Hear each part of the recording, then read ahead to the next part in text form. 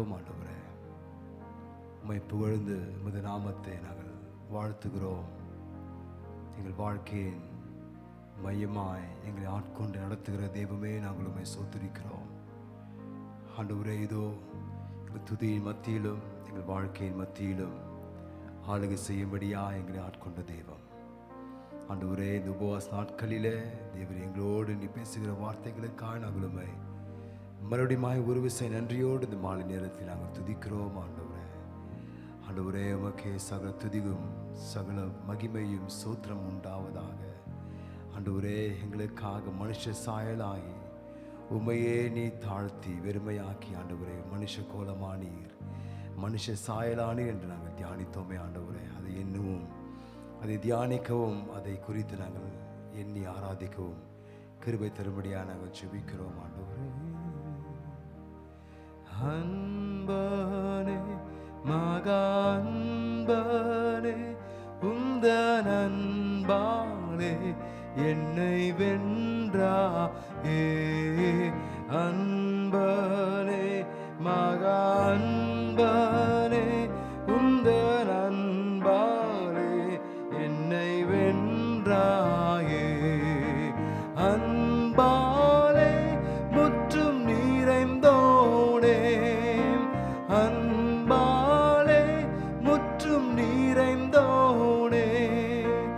அன்பே அன்பே அன்பரே நீர் அன்பனே உந்தன் அன்பாலே என்னை வென்றாயே.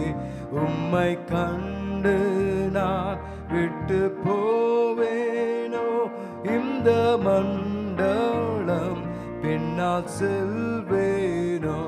உம்மை கண்டு நான் விட்டு போவேனோ, இந்த மண்டலம் செல்வேனோ. உம்மாலல்லா திருப்பேனோ, உம்மாலல்லா திருப்பேனோ.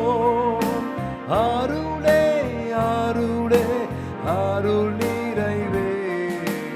அன்பனே மகா அன்பனே உந்தன் அன்பாலே என்னை வென்றாயே. விட்டவரே விண்ணை விட்டவரே என்னை மீட்டு கொள்ளவே விட்டவரே. ஓ விட்டவரே விண்ணை விட்டவரே என்னை மீட்டு கொள்ளவே விட்டவரே. மற்றற்ற தூதர்கள் துதித்தோனே, மற்றற்ற தூதர்கள் துதித்தோனே. துதியே துதியே துதியுமக்கே. அன்பனே மகா அன்பனே உந்தன் அன்பாலே என்னை வென்றாயே. வருவீரே இன்னும் வருவீரே என்னை அணைத்து கொள்ளவே வருவீரே.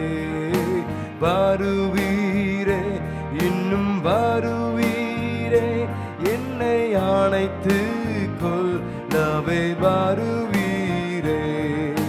வானதூதர் தோணியோடே, வானதூதர் தோணியோடே செல்வேன் செல்வேன் மேகத்திலே. அன்பனே மகா அன்பனே உந்தன் அன்பாலே என்னை வென்றாயே.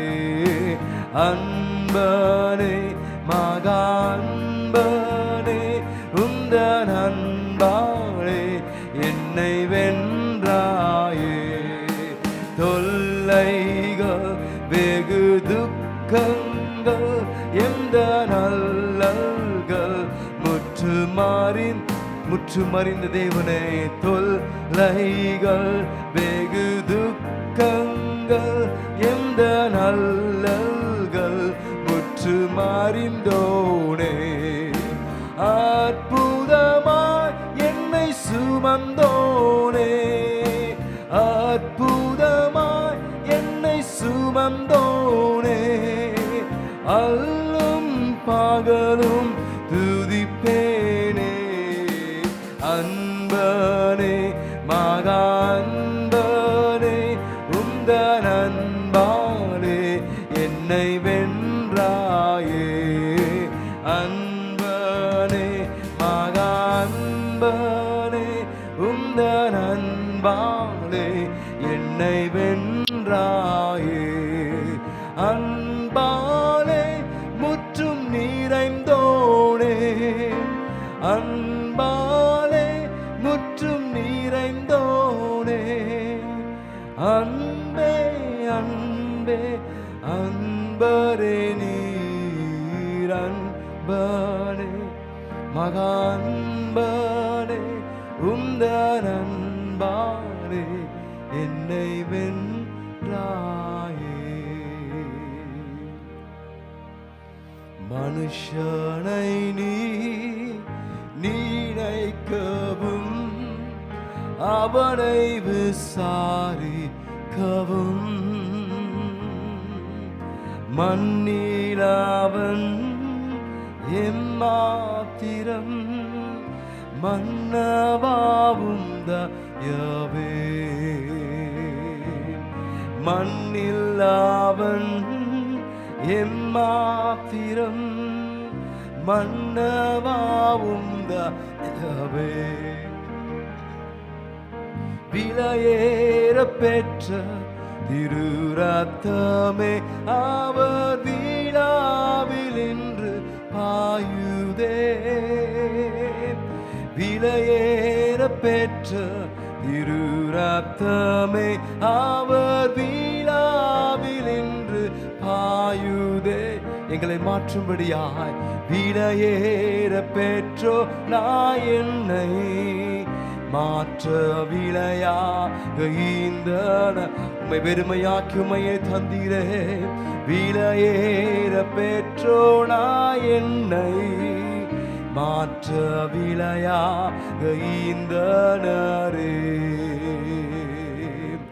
மனுஷனை நினைக்கவும் அவனை விசாரிக்கவும் மண்ணில் அவன் எம்மாத்திரம் மன்னவாவும் தயவே. உலகத்திலே மண்ணில் அவன் எம்மாத்திரம் மன்னவாவும் தயவே. விலையேற பெற்ற திரு ரத்தமே அவர் விழாவில் இன்று பாயுதே. விலையேற பெற்ற திரு ரத்தமே அவர் விழாவில் இன்று பாயுதே. விலையேற பெற்றோனா என்னை மாற்ற விலையாக இந்த நரே.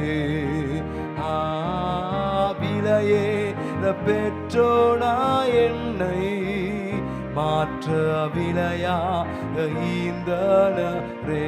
பொன்வெள்ளியோ பொன்வெள்ளியோ இவ்வண்ணின் வாழ்வோ இவ்வன்பு கிணையாகுமோ.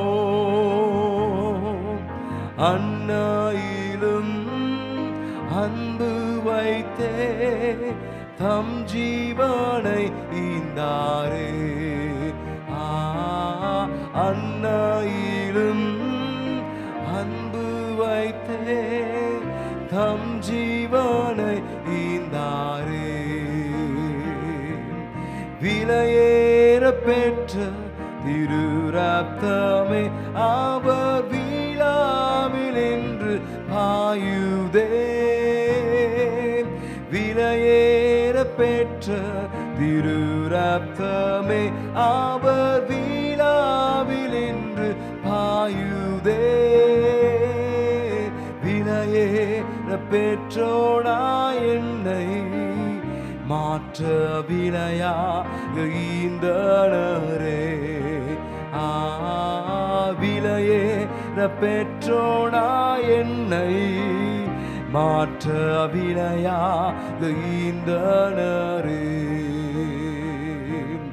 சிந்தையிலே பாரங்களும் நிந்தைகளேற்றவராய்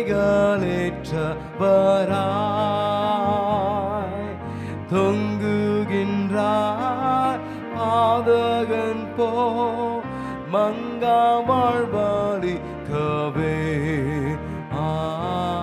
தொங்குகின்றார் பாலகன் போ மங்கா வாழ்வாளிக்கவே. விலையேற பெற்ற திரு ரத்தமே அவர் வீழாவில் நின்று பாயுதே.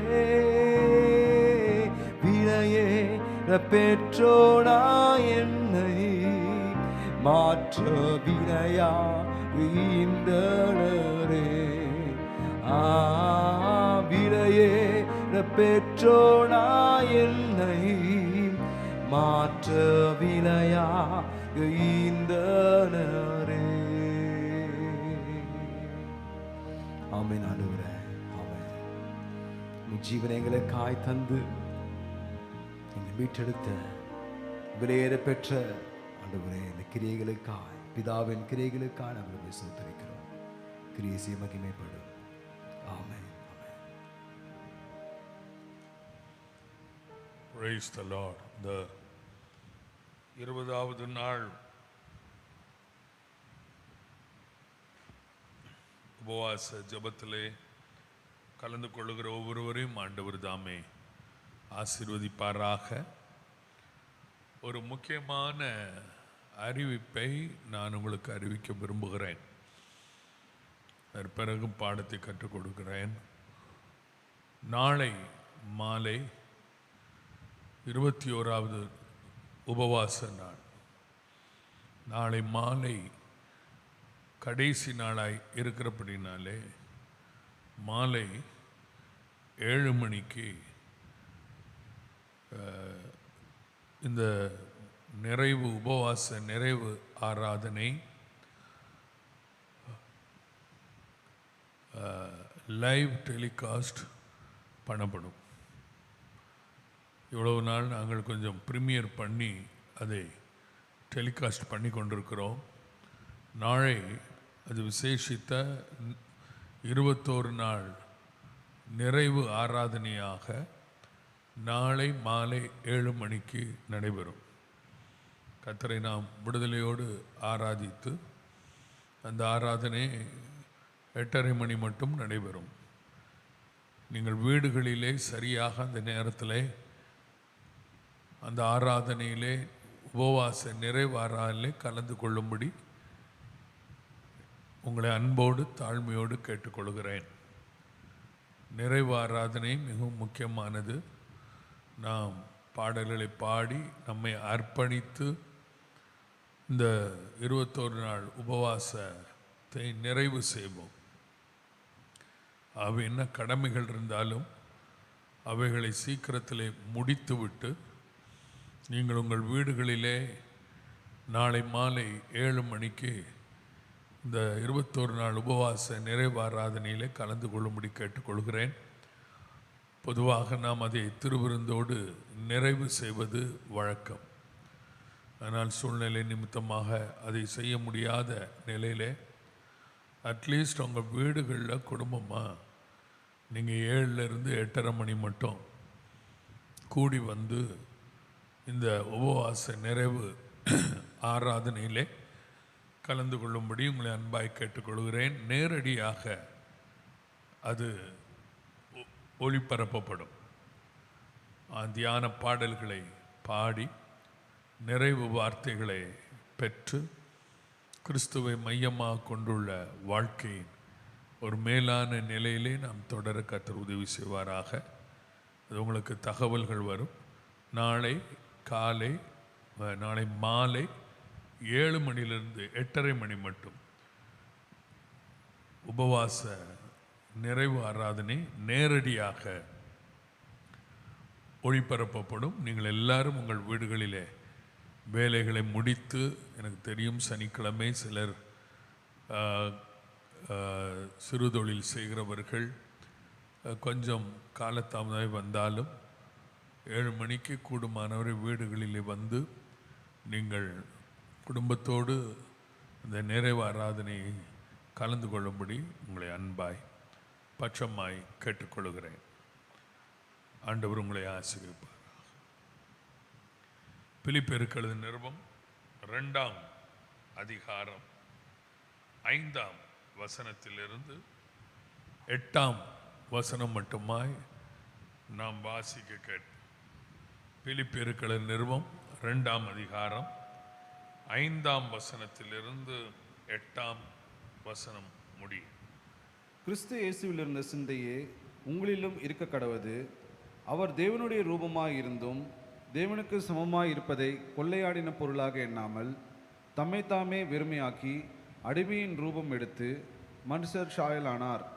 அவர் மனுஷ ரூபமாய் காணப்பட்டு மரண பரியந்தம், அதாவது சிலுவையின் மரண பரியந்தமும் கீழ்ப்படிந்தவராகி தம்மைத்தாமே தாழ்த்தினார். ஆண்டவர் தாமே இந்த வசனங்களை ஆசீர்வதிப்பாரா. கிறிஸ்துவை மையமாக கொண்டுள்ள வாழ்க்கை. நாம் நேற்றைய தினம் கவனித்தது கிறிஸ்து இயேசுவிலுள்ள சிந்தை நிறைந்த வாழ்க்கை. கிறிஸ்து இயேசுவில் இருந்த அதே சிந்தையை உங்களிலும் என்னிலும் ஆண்டவர் எதிர்பார்க்கும் போது நீங்களும் நானும் கிறிஸ்துவை மையமாக கொண்டுள்ள வாழ்க்கையை நடத்த முடியும். உங்களில் எத்தனை பேருக்கு இந்த ஒரு நிலைமை துவங்கி இருக்கிறது, அல்லது நீங்கள் மாற ஆரம்பித்து விட்டீர்கள், மாறி இருக்கிறோம் என்று சாட்சியாய் சொல்ல முடியும்? நீங்கள் தொடர்ந்து இதை கவனித்திருப்பீர்களானால் இது உண்மையாகவே உங்களுக்கு ஒரு பயனுள்ள ஒன்றாக இருக்கும்.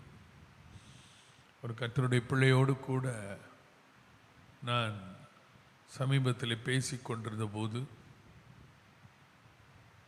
ஐயா, இது தியானிக்க மிகவும் ஆழமான ஒன்றாக இருக்கிறது. அப்படியே என்னுடைய சுபாவத்தை அது படம் எடுத்து காண்பிக்கிறது. நான் அதிகமாய் ஜெபிக்கிறேன் நான் உருவாகுவதற்காக என்று சொன்னார். இப்படிப்பட்ட சாட்சிகள் எனக்கு மிகுந்த பயனுள்ளதாக இருக்கிறது. சுபாவம் மாறணும்.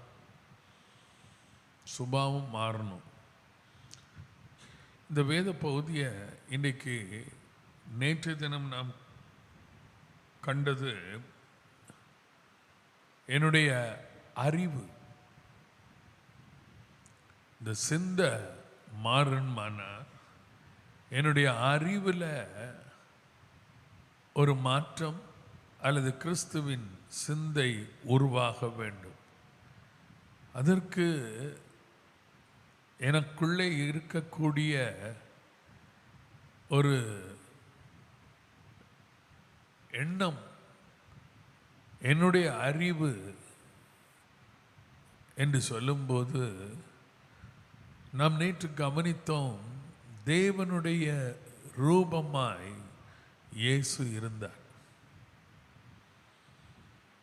Form of God. அவர் தேவனுடைய ரூபமாய் இருந்தார். நாமும் அவருடைய ரூபத்தை பெற்றுக்கொள்ளும்படியாய் இந்த உலகத்தில் வாழ்ந்து கொண்டிருக்கிறோம். காரணம், ஒரு நாளிலே தேவனுடைய கிறிஸ்துவின் சாயலோடு கூட தேவனுடைய பிரசன்னத்தில் காணும்படியாய், ஈக்குவல் வித் காட், அவர் தேவனுக்கு சமமாய் இருந்தார். தேவனுக்கு சமமாய் இருந்தவர் அவர் கீழே வந்தார் பூமிக்கு. நம்மையும் ஆண்டவர் கிறிஸ்துவுடனே கூட தம்மோடு கூட தேவன் உட்காரும்படி செய்யக்கூடிய ஒரு நிலைமையை நேற்று கற்றுக்கொண்டோம். அவருடைய விருப்பம் அதுதான். குமாரனுடைய சாயலுக்கு நாம் ஒப்பாய் இருப்பதற்கு. அப்படி ஒப்பாய் இருக்கும்போது இயேசு எங்கே இருக்கிறாரோ அங்கே நாமும் இருக்க முடியும். அதற்காக இயேசு செய்தது என்ன? தம்மைத்தாமே வெறுமையாக்கினார். அவருடைய பொசிஷன் வெறுமையாக்கப்பட்டது. அவருடைய ஸ்தானத்தை விட்டு அவர் இறங்கினார். அந்த ஸ்தானத்தை விட்டு அவர் இறங்கும்போது அந்த சிந்தை தலை தூக்கி நமக்கு மாதிரியாய் வெளிப்பட்டது. இந்த வேத பகுதியை இன்றைக்கு 2வது நிலையிலே பார்க்கும்போது என்னுடைய சுயம், மை செல்ஃப், கிறிஸ்து இயேசுவில் இருந்த சிந்தையே உங்களிலும் இருக்க கடவுது என்று சொல்லும்போது, 2வது என்னுடைய சுயம், இயேசு அங்கே தம்முடைய சுயத்தை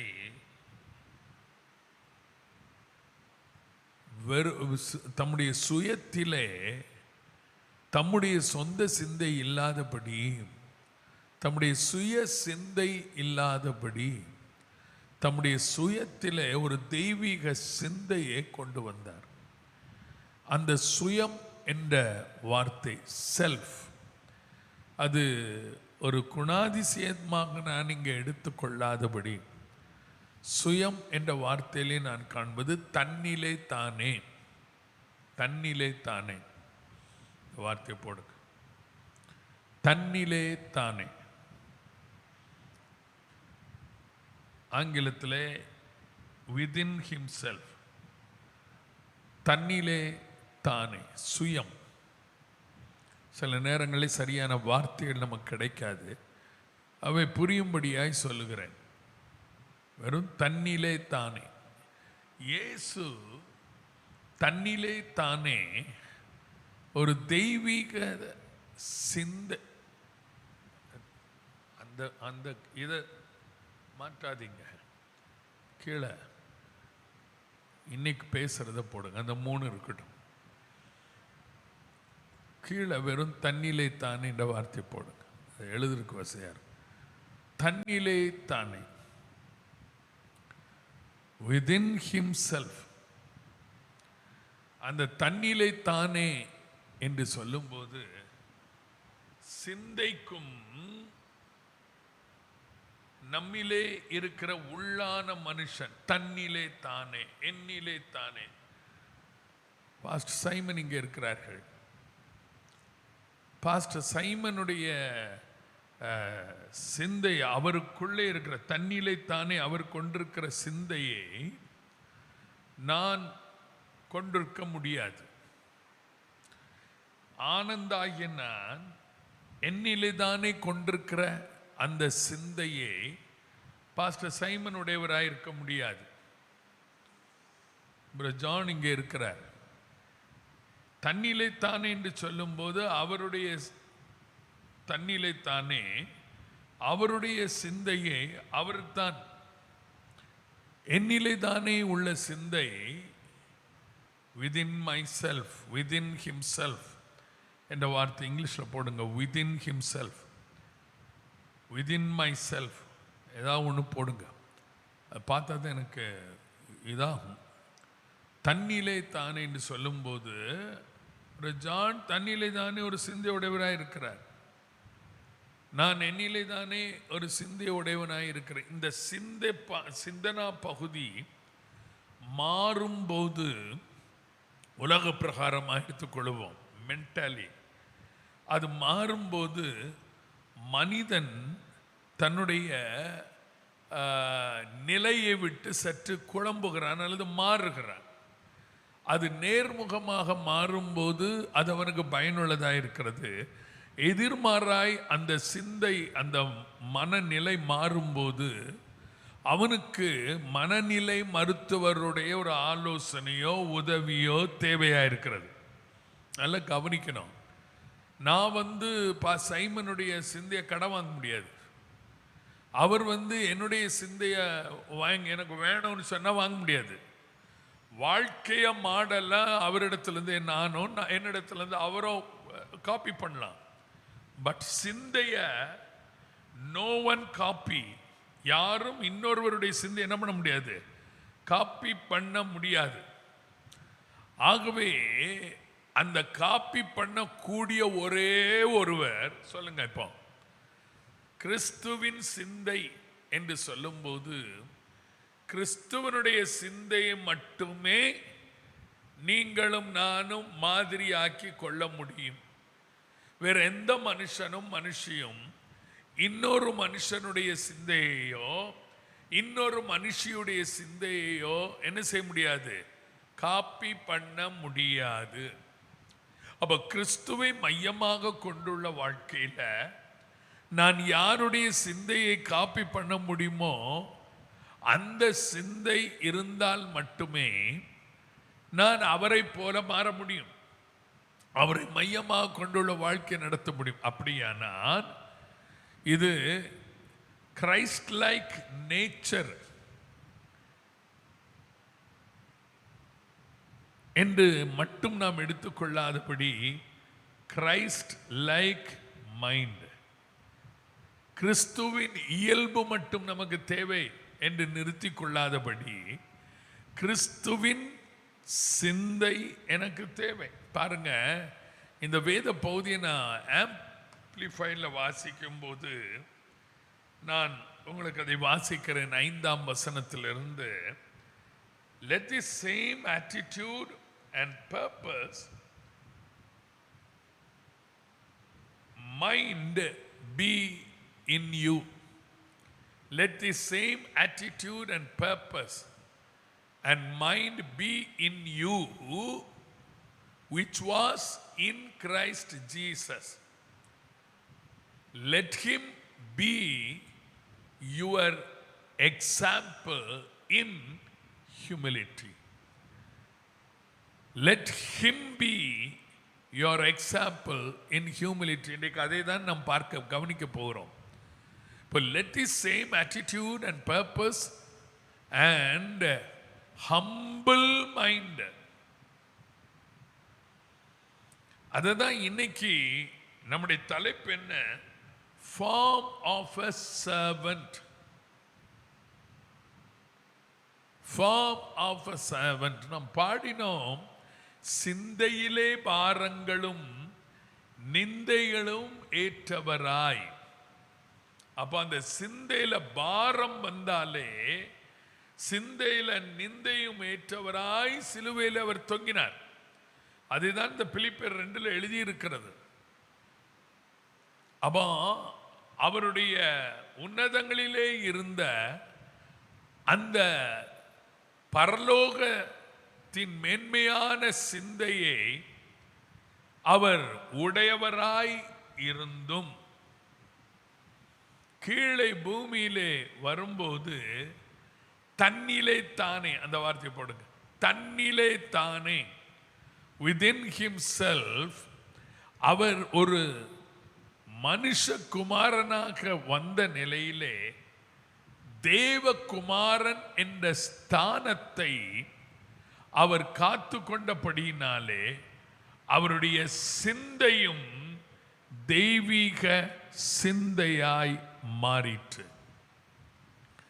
In other words, within myself, என் தன்னிலே தானே இயேசுவை பற்றி சொல்லும்போது within himself, அவர் தேவகுமாரனாய் இருந்தவர் அங்கே வெறுமையாக்கி கீழே வந்தபோது அவுட்வர்ட்லி மாற்றம் இருந்தது. அதுதான் 3வது நிலையில மை ஃப்ளஷ், எனது மாம்சம். ஆனா இன்வர்ட்ல அவருக்கு மாற்றமே இல்லை. மனுஷகுமாரனாய் இருந்தும் கிறிஸ்து இயேசுவாகிய இந்த தேவகுமாரன் தேவகுமாரனாகவே இந்த பூமியிலே வாழ்ந்தபடியினாலே அவருடைய சிந்தை மாறவில்லை. அவருடைய சிந்தை தெய்வீகமாய் இருந்தபடினாலே பாவிகளோடு அவர் உலாவினாலும், பாவ மக்களோடு அவர் உட்கார்ந்து போஜனம் பண்ணினாலும் பாவத்திற்கு அவர் உடன்படவில்லை, பாவத்தை செய்யவில்லை. தன்னுடைய சிந்தையை அவர் தன்னிலே தானே தூய்மையாய் காத்து கொண்டார். என்னை கேட்டுக்கொண்டிருக்கிறவர்களே, எந்த மனுஷனுடைய சிந்தையும் நாம் காப்பி பண்ணுவோமானால் அங்கே தவறு இழைக்க வாய்ப்புண்டு. அதைதான் பவுலடியார் சொல்லுகிறார், கிறிஸ்து இயேசுவில் இருந்த சிந்தையே உங்களிலும் இருக்க கடவுள். அப்ப Christ centred life must have, should have the mind of Christ. If I or you have the mind of Christ, it is very easy to lead Christ-centered life. உங்களிலும் என்னிலும் கிறிஸ்து இயேசுவில் இருந்த சிந்தை இருக்குமானால், இருக்க வேண்டும் என்றால், கிறிஸ்து இயேசுவில் இருந்த சிந்தை இருக்குமானால் கிறிஸ்துவை மையமாக கொண்டுள்ள வாழ்க்கை வாழுவது மிகவும் எளிது. இயேசு அதை வாழ்ந்து காட்டினார். இப்போ பவுலடியார் சொல்லுகிறார், கிறிஸ்து இயேசுவில் இருந்த சிந்தையே உங்களிலும் இருக்க கடவுது. பவுலடியார் இயேசு பரலோகத்துக்கு போன பிறகு அவருடைய சிந்தை உங்களில் இருக்க கடவுது என்று சொல்லவில்லை இங்கே. ஏனென்றால் அடுத்த வசனம் சொல்லுகிறது, அவர் மனுஷர் ரூபம், தேவனுடைய ரூபமாயிருந்தும். அப்புறம் 8ஆம் வசனம் சொல்லுகிறது, அவர் மனுஷர் ரூபமாய் காணப்பட்டார். அவர் மனுஷர் ரூபமாய் காணப்பட்டார். அப்படியானால் மனுஷர் ரூபமாய் காணப்பட்ட அவர் அடுத்த ரூபத்திற்கு வருகிறார். 7ஆம் வசனம் இன்றைக்கு நாம் கவனிப்போம். அடிமையின் ரூபம் எடுத்தார். நேற்று வெறுமையாக்கினார். நேற்று வெறுமையாகுதல், இன்றைக்கு அடிமையின் ரூபம் எடுத்து மனுஷர் சாயலானார். அதை ஆங்கிலத்திலே நான் வாசிப்பேன். ஆனால்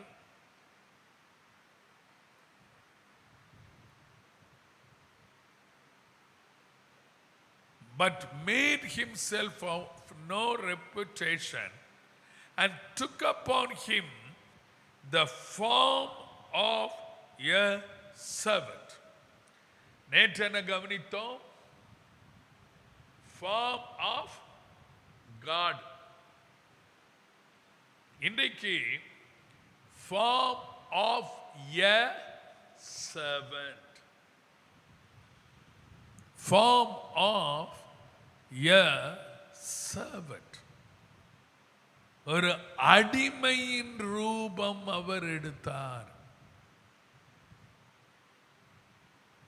And then it is said, and was made in the likeness of men. ரூபம், சாயல் ரெண்டையும் தனித்தனியா இங்க கொண்டு வர. அடிமையின் ரூபம் யார்? தேவனுடைய ரூபமாயிருந்தவர் மனுஷனானார் என்று சொல்லவில்லை. தேவனுடைய ரூபமாயிருந்தவர் அடிமையின் ரூபம் எடுத்தார். தேவனுடைய சாயலாய் இருந்தவர் மனுஷ சாயலானார். அல்லேலூயா. ரெண்டு காரியங்களை நான் பார்க்கிறேன். தேவனுடைய ரூபமாய் இருந்தவர் அடிமையின் ரூபம் எடுத்தார். தேவனுடைய சாயலாய் இருந்தவர் மனுஷ சாயலானார். அப்போ தேவனுடைய சாயலாய் இருந்தார் என்று 6ஆம் வசனத்திலே வெளிப்படுத்தி காண்பிப்பது என்ன? தேவனுக்கு சமமாயிருந்தார். He was equal unto God. அது நேற்று கவனித்தோம். அதுதான் தேவனுடைய சாயல். ஒரு நாளிலே நாமும் இயேசுவின் வலது பாரிசத்திலே உட்காரும் போது இயேசுவோடு கூட தேவனுடைய வலது பார்சல் உட்காரும் போது குமாரனுடைய சாயலுக்கு ஒப்பாயிருக்கும்படி ரோமர் 8:29 உங்களையும் என்னையும் முன்குறித்திருக்கிறார். அவங்க அப்பஞ்சாயல்ல அப்படியே வந்திருக்குதுன்னு சொல்லுவாங்கல்ல, அவங்க அம்மாவை அப்படியே உரிச்சு வச்சு வந்திருக்குன்னு சொல்லுவாங்கல்ல பிள்ளைகளை. நம்முடைய பரம தகப்பன் யார்? தேவன் இயேசு. இயேசு இயேசு யார்? பிதாவுக்கு ஒரே மகன். இயேசுடைய சாயல் தேவனுடைய சாயல். அப்ப நம்முடைய சாயல் யார்? நாம் யார்? அவருடைய பிள்ளைகளாகும்படி நமக்கு அதிகாரம் கொடுத்தார். அப்ப அவருடைய பிள்ளைகளாக நாம் இருக்கும்போது நாம் யாருடைய சாயலை தரித்து கொள்ள வேண்டும்?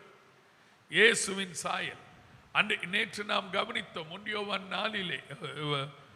ஒன்றியோவானிலே நாம் வாசிக்கும் போது இனி எவ்விதமாய் இருப்போம் என்று இன்னும் வெளிப்படவில்லை, ஆனால் அவர் வெளிப்படும் போது அவர் இருக்கிற வண்ணமாய் நீங்களும் நானும் அவரை தரிசிப்பதினால் அவருக்கு ஒப்பாய் இருப்போம். அப்போ பரலோகத்து போகும்போது எல்லாரும் ஒரே சாயலாக தம்முடைய சாயலாக கொண்டு வர வேண்டும் என்பது, எல்லாரையும் கொண்டு வர வேண்டும் என்பதுதான் தேவனுடைய திட்டம், சித்தம். அடிக்கடி அந்த பாடலை பாடுவோம் அல்லவா? தேவ சாயலாக மாறி தேவனோடு இருப்பேன். தேவ சாயலாக மாறக்கூடிய ஒரு அனுபவம். என் அன்பு தேவ பிள்ளைகளே, அப்படியானால் இங்கே நாம் பார்க்கிறோம் தேவனுடைய ரூபமாயிருந்தவர், தேவனுக்கு சமமாய் அவருடைய சாயலை உடையவர். இன்றைக்கு நாம் பார்க்கிறோம் அவர் அடிமையின் ரூபம் எடுத்தார், மனுஷ சாயலானார். மனுஷ சாயலானார். தேவனுடைய சாயல் போய் இன்றைக்கு மனுஷ சாயல் வந்து விட்டது. கிறிஸ்து இயேசுவில் இருந்த சிந்தை உங்களிலும் இருக்க கடவுது. அப்போ அந்த மனுஷ சாயல் வருவதற்கு அவர் எந்த ரூபத்தை எடுத்தார்? தேவனுடைய ரூபமாய் இருந்தவர்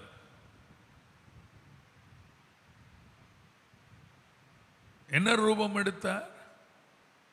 மனுஷ ரூபம் என்றல்ல, அடிமையின் ரூபம். Form of a servant. நாம் பாடினோம், விட்டவரே விண்ணை விட்டவரே.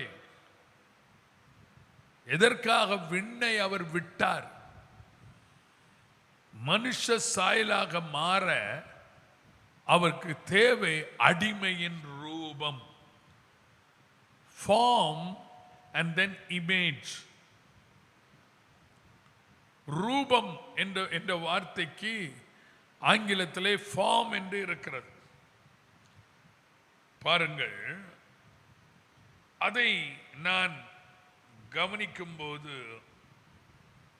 அவர் நேற்று தம்மை தாமே வெறுமையாக்கினார் என்று கவனித்தோம். அந்த வெறுமையாக்குதலை நீங்கள் ஆம்பிளிஃபைட்ல வாசிப்பீர்களானால், he stripped himself, but stripped himself. தெய்வீகத்தை முற்றிலுமாய் உரிந்துவிட்டு, ஒரு வஸ்திரத்தை களைவது போல தெய்வீகத்தை முற்றிலுமாய் உரிந்து விட்டார். Of all privileges and rightful dignity, beautiful, தமக்கிருந்த தெய்வீக ஸ்லாக்கியங்களையும் தமக்கிருந்த தெய்வீக உரிமைகள் எல்லாவற்றையும் தாமே அவர் என்ன செய்தாரா? உரிந்து கொண்டார். So as to assume the guise of a servant or slave. within the bracket பாருங்கள், தமிழ்ல அடிமை, அது கரெக்ட் வேர்டு போட்டிருக்கு. அடிமையின் ரூபம் எடுத்து, in that he became like men and was born a human being. Born as a human being.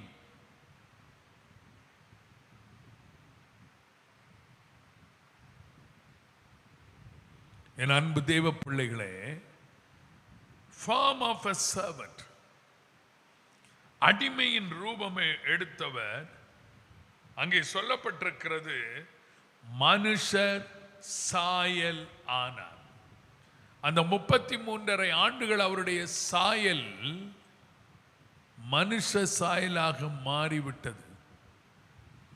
became like men.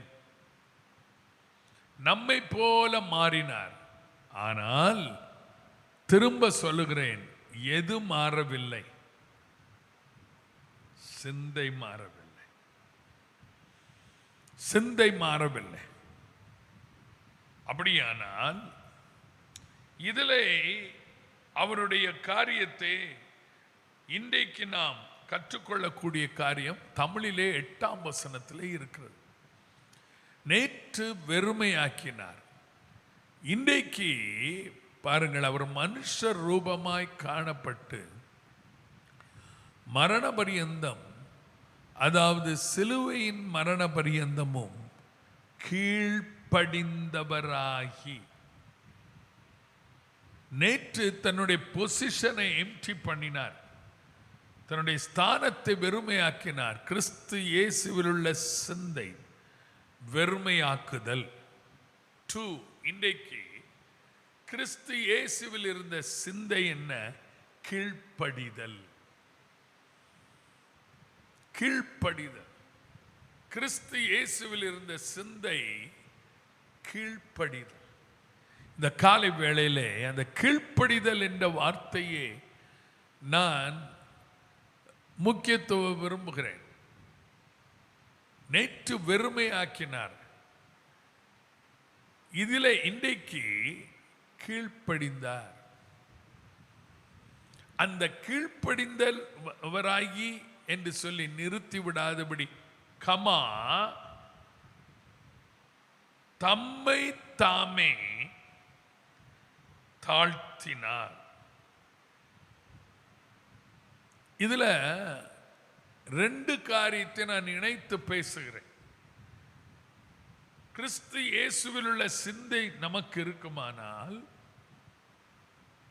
கிறிஸ்து இயேசுவில் உள்ள சிந்தை மனுஷீகமாக அல்லது மனுஷ ரூபமாய் இருக்கிற நமக்கு இருக்குமானால் நம்மை வெறுமையாக்குவோம்.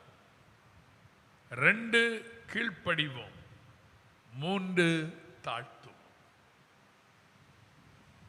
இன்னைக்கு கீழ்ப்படிதல் இருக்கிற இடத்துல கீழ்ப்படிதலுக்கு ஃப்ரெண்ட் யார் தெரியுமா?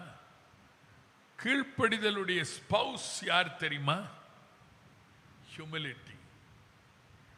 Obedience and humility always go hand in hand. If you don't have humility, உங்களுக்கும் எனக்கும் தாழ்மை இல்லாத பட்சத்தில் நம்மாலே கீழ்ப்படிய முடியாது.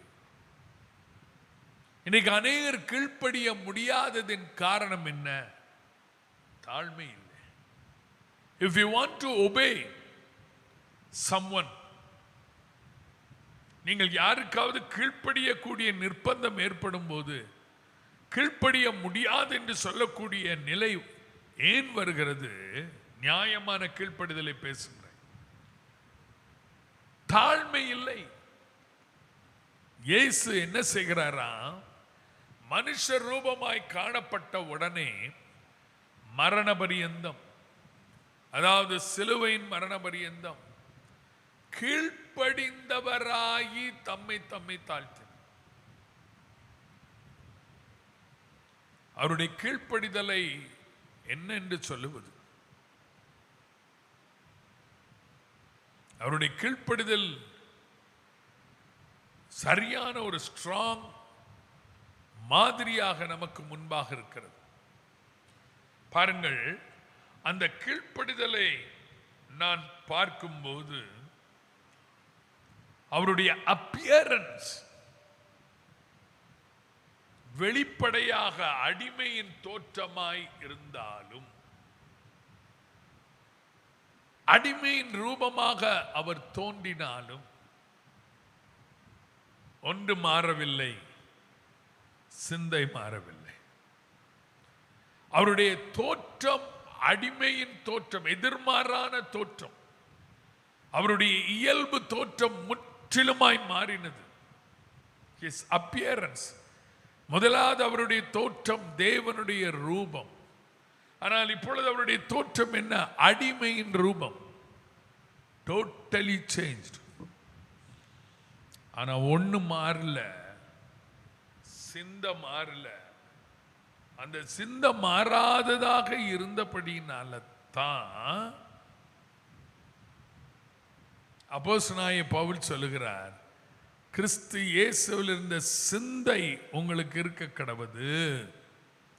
அப்ப கிறிஸ்துவை மையமாக கொண்டுள்ள வாழ்க்கையில நாம் கிறிஸ்துவின் சிந்தையை உடையவர்களான நிலையிலே வாழும்போது அங்கே மனுஷன் அல்ல, இயேசு என்னெல்லாம் சொல்றாரோ அது எல்லாத்துக்கும் நம்ம கீழ்ப்படிவோம். அந்த கீழ்ப்படிதல் என்ற வார்த்தைக்கு பின்னால எது இருக்கு தெரியுமா? தேவனுடைய திட்டம், தேவனுடைய சித்தம். The plan of God and the will of God. நம்முடைய வாழ்க்கையிலே தேவனுடைய சித்தமும் தேவனுடைய திட்டமும் நிறைவேற வேண்டும் என்று சொன்னால் நாம் கீழ்ப்படிதலே உடையவர்களாக இருக்க வேண்டும். இந்த கீழ்ப்படிதல் தொடங்குகிற இடம் எங்கே? சிந்தை. The starting point of obedience comes from mind. N mind நான் கீழ்ப்படுகிறேன்னு சொன்னா நான் கீழ்ப்படிவேன். First in mind, then in deed. முதலாவது சிந்தையில அதுக்கு ஒப்பு கொடுத்துட்டாலே செயலில் கீழ்ப்படிதல் வரும். கிறிஸ்துவை மையமாக கொண்டுள்ள ஒரு வாழ்க்கையில இயேசு அடிமையின் ரூபம் எடுத்த நிலையில, அடிமையின் ரூபம் எடுத்த உடனேயே கீழ்ப்படிதல். உங்களுக்கு தெரியுமா, இயேசுடைய ஆரம்ப வாழ்க்கையிலிருந்து கீழ்ப்படிதல் அடிஸ்தானத்திலிருந்து அவருக்கு வந்தது. பெற்றோருக்கு கீழ்ப்படிந்தார். ஞான ஸ்நானம் எடுக்கும்போது தேவ நீதிக்கு கீழ்ப்படிந்தார். நோட் பண்ணுங்க. He obeyed. obedience வரும்போது முதலாவது தேவனுக்கு கீழ்ப்படிந்தார். எங்க மனுஷ சாயலானோன்னு தேவனுக்கு கீழ்ப்படிந்தார். இரண்டாவது பூமிக்கு வந்தோடனே அங்கே சொல்லப்பட்டிருக்கிறது, அவர் நாசரேத்தூருக்கு சென்று தன்னுடைய பெற்றோருக்கு கீழ்ப்படிந்திருந்தார். மூன்றாவது ஞான ஸ்நானம் எடுக்கும்போது 30வது வயதுல தேவ நீதிக்கு கீழ்ப்படிந்தார். யோவான் ஸ்நானம் தடை செய்தான். நீர் என்னிடத்துல ஞான ஸ்நானம் எடுக்க நியாயமான்னு கேட்டாப்ல. அவர் சொன்னார், இப்படி செய்வது எல்லா தேவ நீதியையும் நிறைவேற்றுகிறதா இருக்கும். 3 போட்டீங்களா? 1 தேவன், பிதாவாகிய தேவன். 2 பெற்றோர். 3 தேவ நீதி. 4 யாரு தெரியுமா? அன்னைக்கு கவனிச்சோம். பரிசுத்த ஆவியானவர் உண்மையில இறங்கின உடனே வனாந்திரத்தில் பிசாசினால் சோதிக்கப்படும்படி போனார். அப்ப 4வது யாருக்கு அவர் கீழ்ப்படிந்தார்? வெறும் பாயிண்ட், அந்த பேரை மட்டும் போடுங்க. 1 பிதா, 2 யாரு? பெற்றோர், 3 யாரு? மேல கீழ்ப்படிதல்னு போடுங்க. obedience to அல்லது கீழ்ப்படிந்தல். பிதாவாகிய தேவனுக்கு கீழ்ப்படிந்தார், பெற்றோருக்கு கீழ்ப்படிந்தார். குறிப்பெழுதுறவங்க யாருக்கு தேவன் இயேசு கீழ்ப்படிந்தார்னு தலைப்பு போடுங்க, எழுதி கொள்ளுங்க. எல்லாத்தையும் ஸ்கிரீன்ல போட முடியாது. முதல்ல பிதாவாகிய தேவனுக்கு கீழ்ப்படிந்தார், 2வது பெற்றோருக்கு கீழ்ப்படிந்தார், 3 தேவ நீதிக்கு கீழ்ப்படிந்தார். ஞான ஸ்நானம் எடுத்தோடனே ஆவியானவருக்கு பரிசுத்த ஆவிக்கு கீழ்ப்படிந்தார். பரிசுத்த ஆவியானவர் கீழ்ப்படிந்தார். நல்ல யோசித்து பாருங்க. இந்த கீழ்ப்படிதலின் இந்த 4 தன்மையும், இந்த கீழ்ப்படுதலின் 4 தன்மையும் அல்ல 5 தேவ சித்தம். கடைசியாக பிதாவினுடைய சித்தம். பிதாவாய் தேவனுக்கு கீழ்ப்படிதல், பெற்றோருக்கு கீழ்ப்படிந்தார், தேவ நீதி கீழ்ப்படிந்தார், பரிசுத்த ஆவின்னு டைப் பண்ணலையா, பரிசுத்த ஆவிக்கு கீழ்ப்படிந்தார். 5வது தேவனுடைய சித்தம். அவர் சொல்றார் பிதாவுடைய சித்தம், பிதாவின் சித்தம். இந்த உலகத்தில் எதை செய்தாலும் பிதாவுடைய சித்தம் இல்லாம அவர் எதையும் செய்யறது இல்லை. அவருக்கு கீழ்ப்பட, பிதா சொன்னதை நான் செய்யறேன், என்னை அனுப்பினவர் சொன்னதை நான் செய்யறேன். பிதாவின் சித்தத்திற்கு கீழ்ப்படிந்தார். நல்ல கவனிக்கணும். அப்ப கிறிஸ்துவின் சிந்தைக்கு பிரதானமாய் அவசியப்படுவது என்ன? கீழ்ப்படிதல். 2வது நான் சொன்னேன், அந்த வசனம் சொல்லுகிறது, 8ஆம் வசனம் சொல்லுகிறது, அவர் மனுஷரூபமாய் காணப்பட்டு மரண பரியந்தம், அதாவது சிலுவையின் மரண பரியந்தமும் கீழ்ப்படிந்தவராகி தம்மை தாமே தாழ்த்தினார். தம்மை தாமே தாழ்த்தினார். அந்த கீழ்ப்படிதல பாருங்க. ஒன்று சொல்லி அடுத்த தாழ்மைக்கு போறேன். கெத்சமனே தோட்டத்தில் ஜெபம் பண்றாரு. அவர் வியாகுலப்பட்டார், ரத்த வேர்வை சிந்தினார். அப்போ ஒரு வார்த்தை சொல்லி ஜெபம் பண்ணார், பிதாவே இந்த பாத்திரம் என்னை விட்டு நீங்க குடும்பம் நீங்கும்படி செய்யும், ஆகிலும் என் சித்தத்தின்படி அல்ல உம்முடைய சித்தத்தின்படியே ஆக்கடல். அதான் மரண பரியந்தம் கீழ்ப்படிதல். மரண பரியந்தம் கீழ்ப்படிதல். பிலாத்து கேள்வி கேட்கிறான், உண்மை குறித்து நீர் ஏதாவது ஒரு நியாயம் சொல்ல வாய் திறக்க மாட்டீர். அந்த அர்த்தத்தில் கேட்கிறாரு. இயேசுவை பேசாமல் இருந்தார். ஏன்னா ஆர்டர் இங்கிருந்து வந்திருக்கு, மேலிருந்து வந்திருக்கு. என்ன ஆர்டரு? சிலுவைக்கு போ. கீழ்ப்படிந்தார். இப்பொழுது அதனுடைய செகண்ட் பார்ட், தம்மை தாமே தாழ்த்தினார். தம்மை தாமே தாழ்த்தினார். So this quality of obedience, the quality of humility, obeying, humbling of Jesus எப்படி வந்தது? அவருடைய சிந்தையில் மாற்றமில்லை.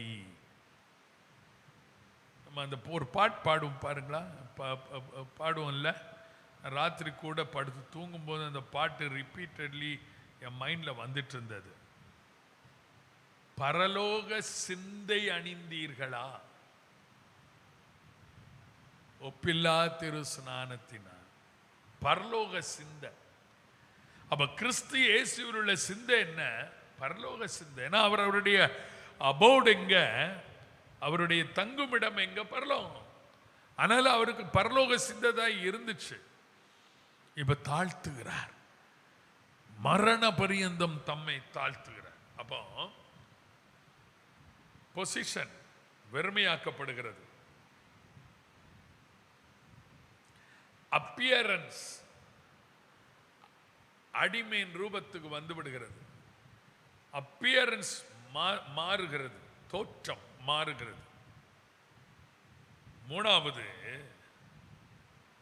அவருடைய செயலிலே, நான் யாரு? எங்கிருந்து வந்தவர்? பரலோகத்திலிருந்து வந்தவர். நான் யாரு? பிதாவிடத்தில் இருந்தவர். நான் ஏன் கீழ்ப்படினோம்? நோ.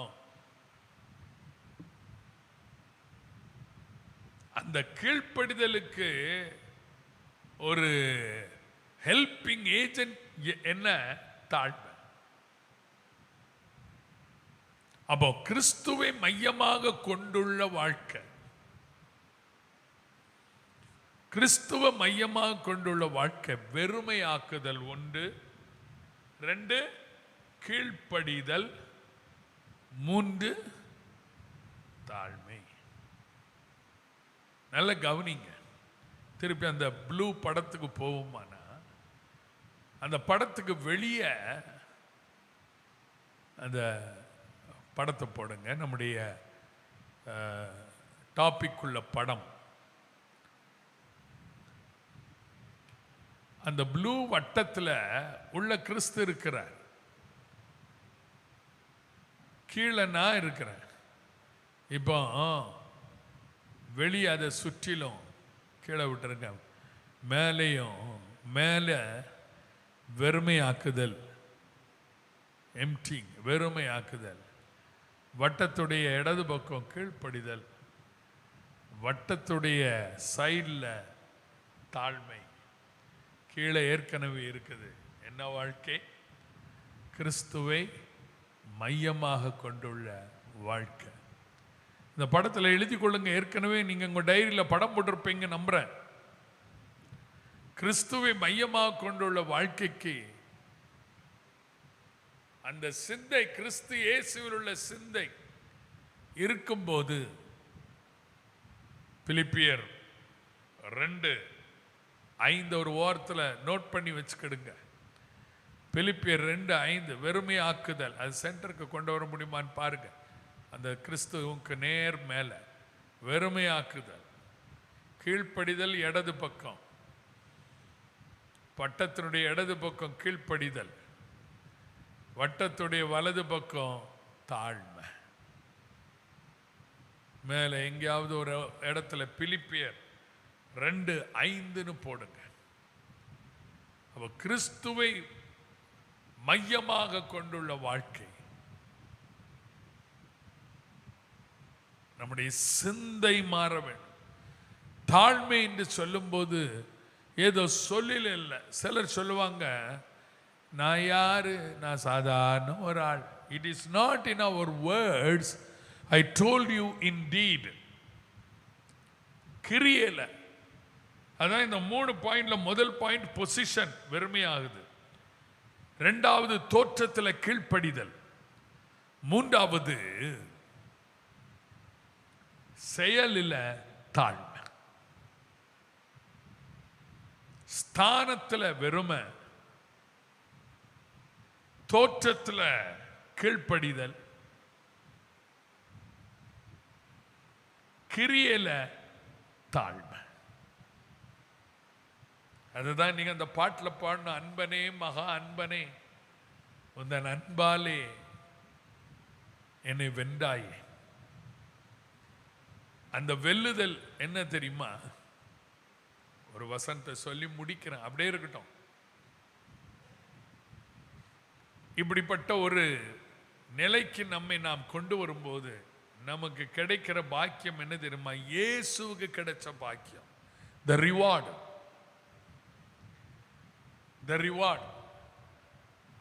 என்ன தெரியுமா? 9ஆம் வசனம் வாசிங்க. அப்படியே இருக்கட்டும், இந்த படம் இருக்கட்டும், வாசித்துரும். ஆதலால் தேவன் எல்லாவற்றிற்கும் மேலாக அவரை உயர்த்தி. போதுங்க. What was the reward for Jesus? அவருடைய சிந்தை மாறாததுனால இன்னைக்கு அந்த சிந்தையை நாம் காப்பி பண்ண முடியும். அவர் அந்த சிந்தையில கரெக்டா இருக்கும்போது அவருக்கு கிடைச்ச ரிவார்டு என்ன? எப்பொழுது வெறுமை ஆக்கும் போது, கீழ்ப்படியும் போது, தாழ்மைப்படும் போது அவருக்கு கிடைச்ச ரிவார்டு என்ன தெரியுமா? இன்னொருத்தோட வாசிங்க. ஆதலால் தேவன் எல்லாவற்றிற்கும் மேலாக அவரை உயர்த்தி. தேவன் எல்லாவற்றுக்கும் மேலாக அவரை உயர்த்தினார். கிறிஸ்துவை தேவன் எல்லாவற்றுக்கும் மேலாக உயர்த்தினது உண்மையானால், ஒரு நாள் வருகிறது உங்களையும் என்னையும் அவர் எல்லாவற்றுக்கும் மேலாக உயர்த்த போகிறார். இந்த பூமியிலிருந்து முதலாவது உயர்த்துவார். ஏன்னா வசனம் சொல்லுது, மனுஷகுமாரன் உயர்த்தப்படும் போது, அவர் உயர்த்தப்பட்டார், சிலுவையில் உயர்த்தப்பட்டார், அதற்கு பிறகு எல்லாவற்றுக்கும் மேலாக உயர்த்தப்பட்டு பரலோகத்துக்கு எடுத்துக்கொள்ளப்பட்டார். அதே போல தேவன் எல்லாவற்றுக்கும் மேலாக உங்களையும் என்னையும் உயர்த்தி பிதாவின் வலது பார்சத்தில் இருக்கிற இயேசுவோடு கூட உன்னதங்களிலே உங்களையும் என்னையும் வீற்றிருக்க பண்ண போகிறார். அப்ப அதுக்கு அந்த ரிவார்டை நாம பெற்றுக்கொள்ள வேண்டும் என்று சொன்னால் கிறிஸ்து இயேசுவிலுள்ள சிந்தையை உடையவர்களாய் இருப்போம். அது என்ன? நம்மை வெறுமையாக்குவோம்.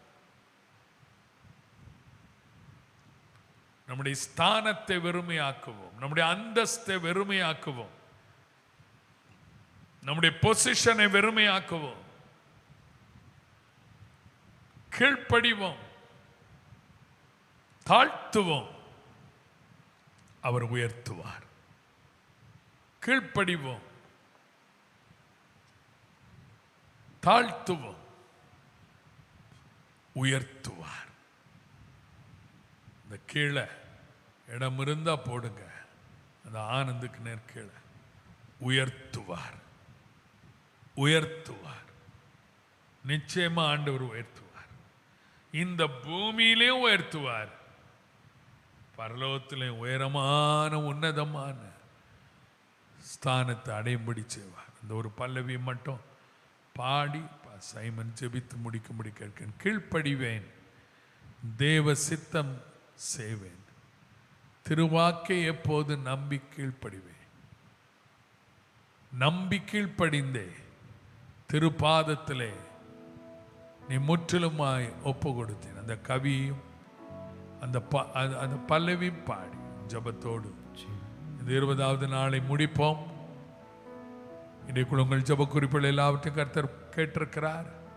நாளை தினம் மாலை 7 மணிக்கு நேரலின் மூலமாக உபவாச நிறைவு ஆராதனை நடைபெறும். எல்லா விசுவாச மக்களும் 7 மணிக்கு அந்த ஆராதனை உங்கள் வீடுகளிலே இருந்து கூடுமானவரை முழு குடும்பம் கலந்து கொள்ள உங்களை அன்போடு கேட்டுக்கொள்கிறேன். நம்பிக்கீழ் பாடிந்தே திருப்பாதத்திலே என்னை முற்றிலும் ஒப்புவிப்பேன்.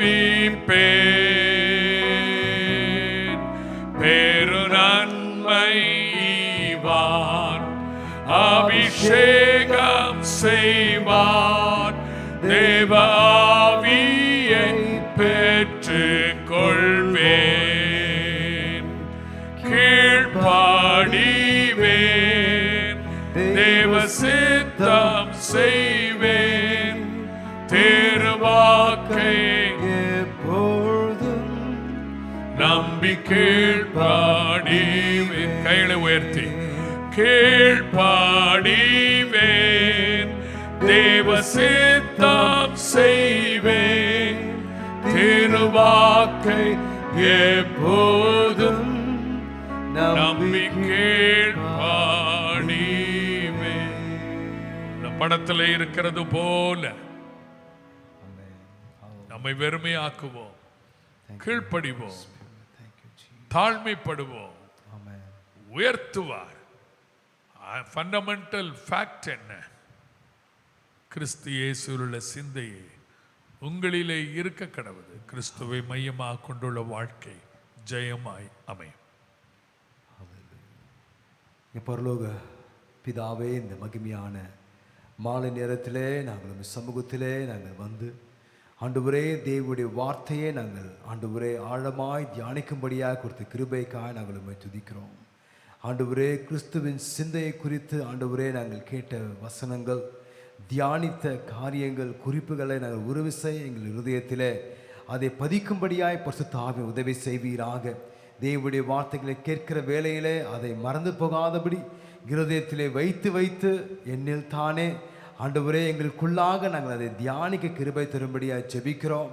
ஆண்டு கிறிஸ்துவின் சிந்தை ஆண்டவரே உமது தாழ்மையின் ரூபம், ஆண்டவரே உமது செயல் தாழ்மை என்பதை நாங்கள் அறிந்தோம். ஆண்டவரே உமது கிரியை ஆண்டவரே தாழ்மை நிறைந்ததாய் ஆண்டவரே உம்மையே நீ வெறுமையாக்கி ஆண்டவரே அடிமையின் ரூபம் எடுத்து ஆண்டவரே ஹல்லேலூயா எங்களை மீட்கும்படியாக நீ செய்த எல்லா கிரியைகளுக்காக நாங்கள் உம்மை துதிக்கிறோம். ஆண்டவரே ஓ எங்களை மீட்கும்படியாக எங்கள் மேல் வைத்த அன்பின் ஆண்டவரே பிரதானமான காரியத்திற்காக நீ விண்ணை விட்டு ஆண்டவரே மண்ணிலே வந்து ஆண்டவரே மனுஷராகி எங்களை நினைக்கவும் ஆண்டவரே எங்களை யோசிக்கவும் எங்களை எண்ணவும் நாங்கள் எம்மாத்திரம் ஆண்டவரே ஆகிலும் தேவகுமாரன் நீர் பூலோகத்திலே மனுஷ சாயலாகி ஆண்டவரை எங்களை மீட்டெடுக்கும்படியா உம்மை வெறுமையாக்கி ஆண்டவரை நீர் உம்மை கீழ்ப்படுத்தி ஆண்டவரை சிலுவையின் மரண பரியந்தம் ஆண்டவரை நீர் உம்மை கீழ்ப்படுத்தி ஆண்டவரை எங்களோடு இருந்து எங்களுக்காக ஜீவனை கொடுத்து இன்றைக்கு எங்கள் உயர்ந்த ஸ்தானத்தில் பிதாவின் வலது பாசத்திலே ஆண்டு வீற்றிருக்கிற அந்த மகிமையான ஸ்தானத்தில் எங்களை உயர்த்தினபடினால் நாங்கள் உம்மை துதிக்கிறோம். இந்த கிறிஸ்துவின் சிந்தையே எங்களுக்குள்ளாக எப்பொழுதும் காணப்பட கிருபை தருவீராக. பிசாசு விதைக்கிற எல்லா தாழ்மையின் எண்ணங்கள், பிசாசு விதைக்கிற எல்லா அவ நம்பிக்கைகள் ஆண்டவரே, பிசாசு அருளுகிற எல்லா விதமான ஆண்டவரை பொய் சொல்லுகிற எண்ணங்களை எல்லாம் நாங்கள் நீக்கிவிட்டு ஆண்டவரே தேவன் தாமே ஆண்டவர் இந்த சிந்தை எங்களுக்குள்ளாய் காணப்பட ஆண்டு பிசாசின் எல்லா விதமான சிந்தனைகள் வேரோடு பிடுங்கப்பட. Lord, we pray that you will uproot every thought that comes from the evil one of Father God.